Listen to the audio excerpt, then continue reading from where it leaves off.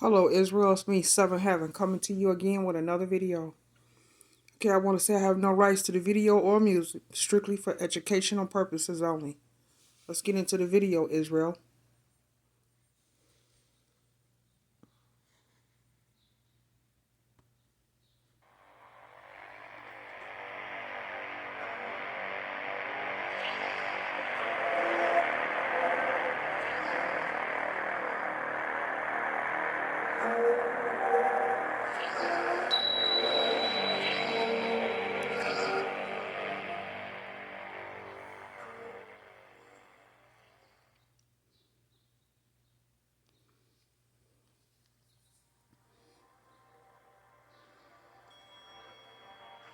Ladies and gentlemen, imagine a land where time stands still, where ancient giants once roamed the earth, frozen in stone for millennia.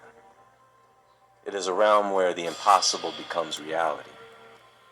Legends and folklore speak of ancient creatures that once roamed these lands, giants, dragons, whose very existence has been immortalized in stone.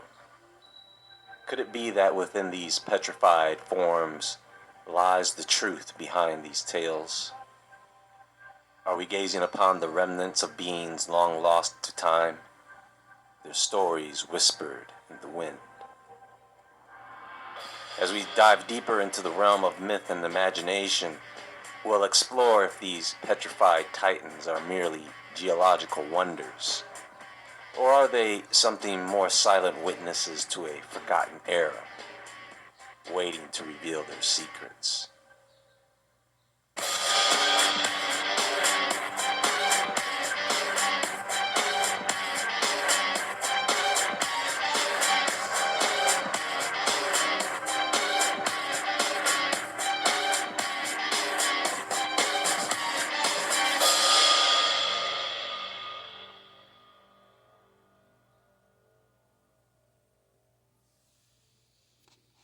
I believe that this nation should commit itself to achieving the goal before this decade is out of landing a man on the moon and returning him safely to the earth.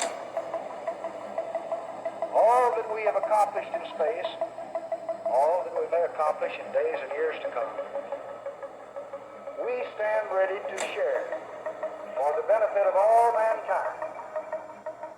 As we explore the reaches of space, let us go to the new worlds together. Not as new worlds to be conquered, but as a new adventure to be shared.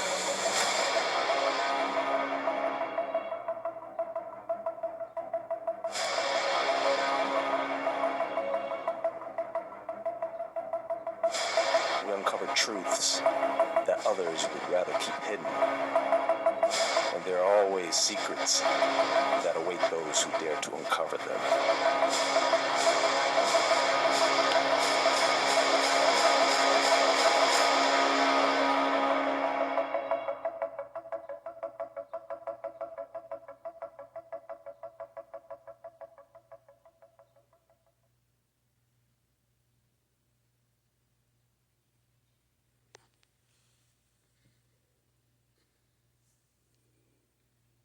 So, if you follow Roger Spur's channel, Mud Fossil University, you will find countless examples of petrified giant remains.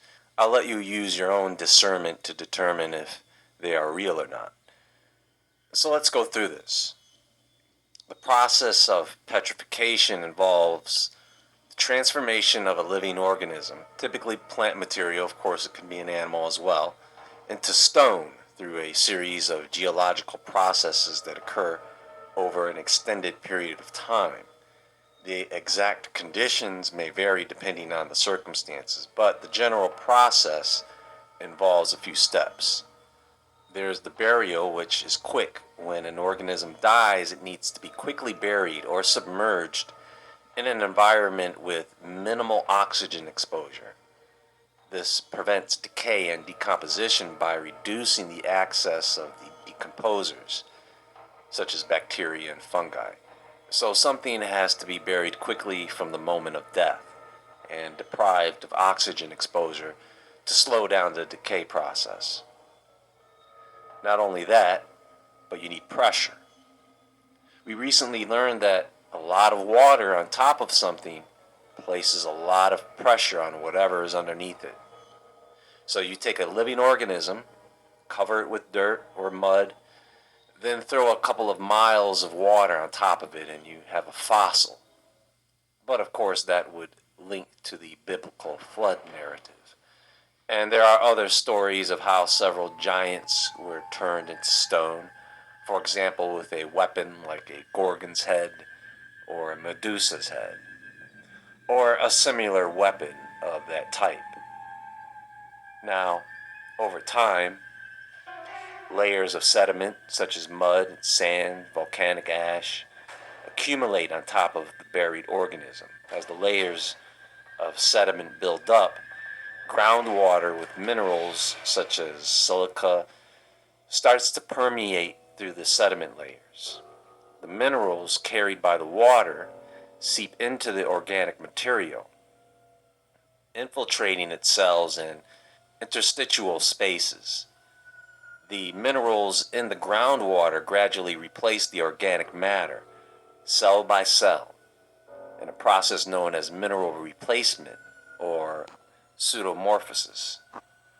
The minerals precipitate and crystallize within the cells and porous structures of the organism, gradually turning it into a stony substance, okay?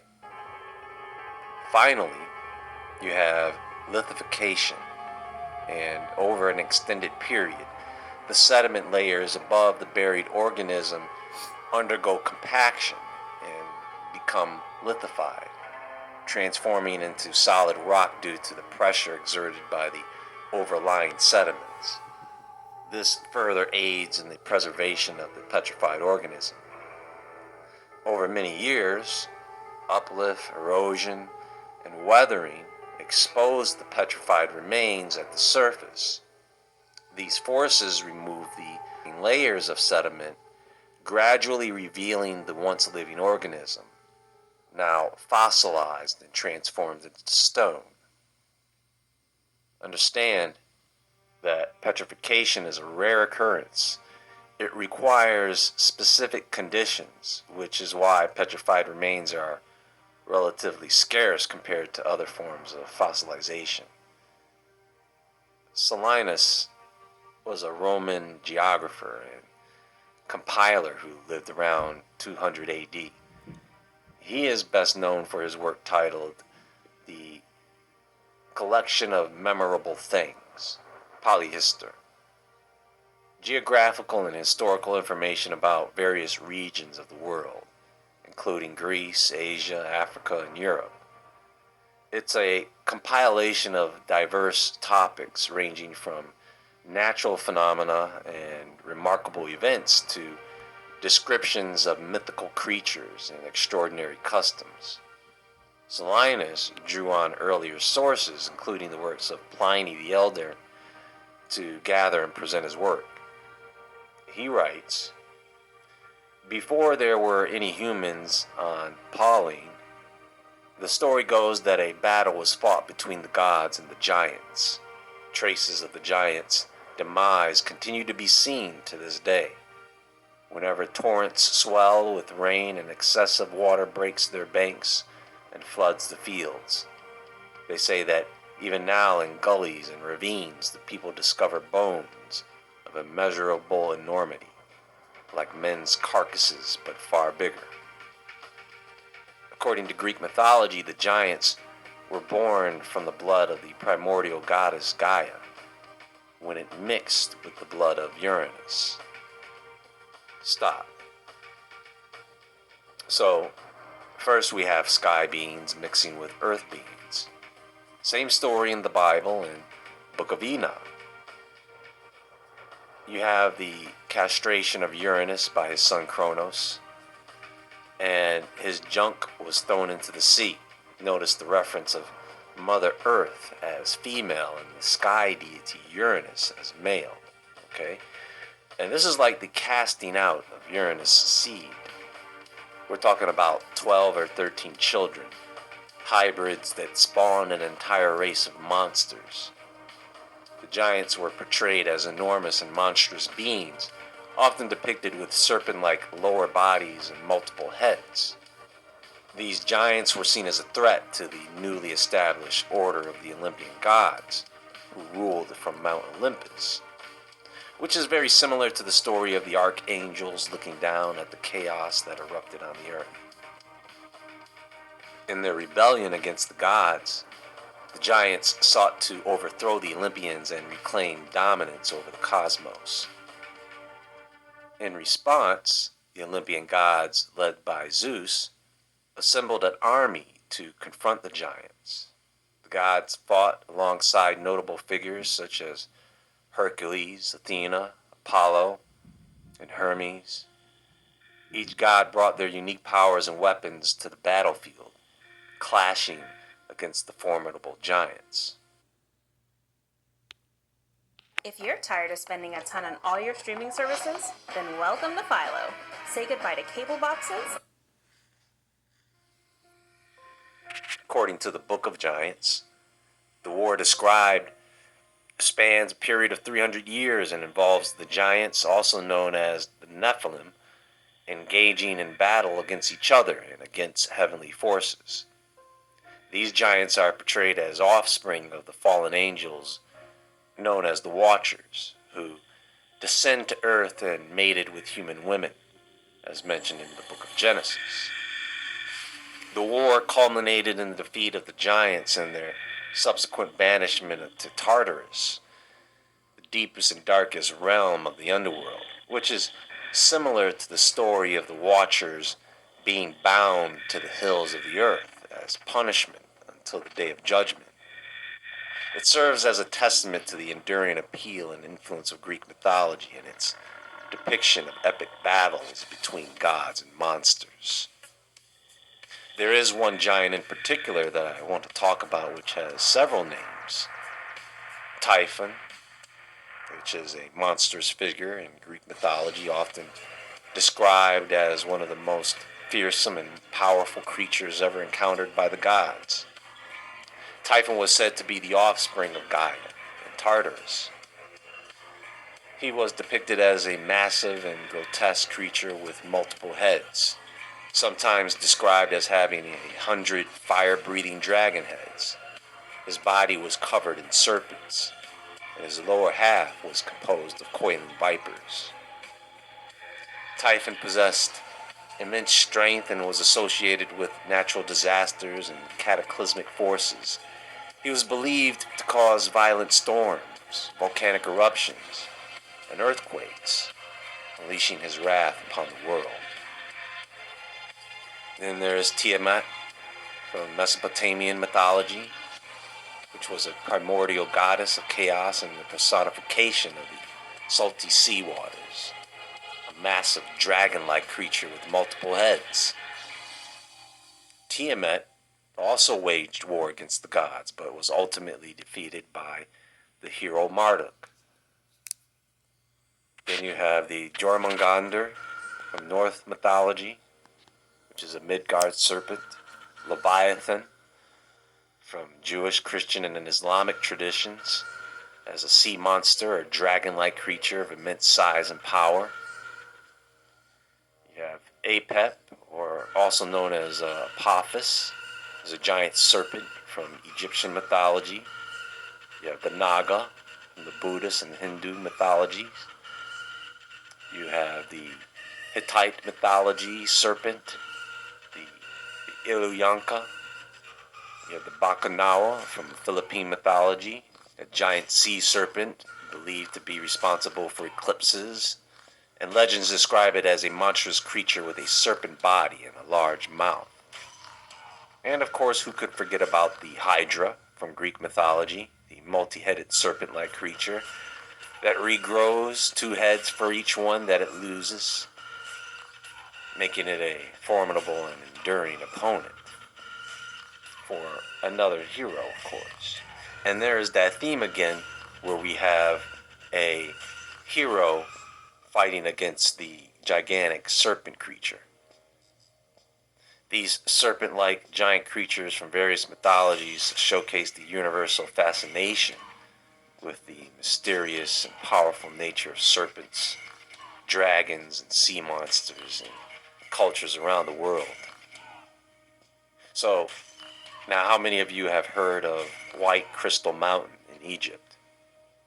Now, this is actually a tourist attraction in Egypt between the Bahariya Oasis and Farafra Oasis in the desert, of course. I checked out the coordinates. Crystal Mountain, the place is a bit of an anomaly in that there are various crystal formations, different colors, scattered everywhere. Let me tell you what this is in geological terms. The hill is not a paleokarst cave with speleothemes. It is a subvolcanic vault, which was emerged probably during the Oligocene age. The visible layers are limestones of the late Cretaceous age, as well as included a coal seam and reddish to brownish ferruginous layers above. The strata are broken or brecciated and intensely with each other folded. It is to be ascertained intense heat. The coal seam was transformed. The crystals have increased out of climbed hydrovolcanic solutions. The hot solutions were high concentrated with BaSO4, which is barite, and or CaCO3, which is calcite, which has been solved from the sediments. The solutions have penetrated into all cavities. After cooling of the solutions, the crystals could grow into cavities. It were also formed columns or domes with crystals within. So that makes sense, right? It sounds like the petrification of rock by heat, because some theorize that this could have occurred by a meteor impact as well. If you can understand what they're talking about, it's pretty interesting. But remember what I mentioned about petrification earlier. Whatever is being petrified is going to be made up of the same minerals it is buried in. Now, the more you look around this place, when you hear the word dragon, you can see it in the texture of the crystals. It reminds you of a dragon's skin texture. And then there's this. If you were to film a movie, you could play that off as an old dragon's carcass. You know something about geology? They have to leave room for error because they make a lot of them. It's just like doctors. You can get 5 different doctors to give you their own opinion about a diagnosis and get 5 different opinions. Devil's Tower is an example of this. You can go look up what the rock there is made of, and you will get several different answers. So which is which? I don't know. So, is this formation a dead dragon? Sure, why not? Well, let me correct myself. The mold of a dead dragon. Because the dragon is gone. What is left behind is just an impression, a fossil, like a footprint of something that once was. I mean, I'm not sure that the existence of dragons at one time or another is something we have to prove. I don't recall seeing anyone out there really denying the existence either, for that matter. Well, that's all for now. There is more to come. Right now, I am running a campaign for a documentary about the moon. You can check out the details about that below in the description box. If you would like to support the campaign, you can share that information, which is very powerful, or you can make a contribution to aid in seeing that documentary come to life. Please visit woodwardentertainment.com for exclusive content. All right, You can also Israel. view Much Woodward love. TV on Rumble, and it will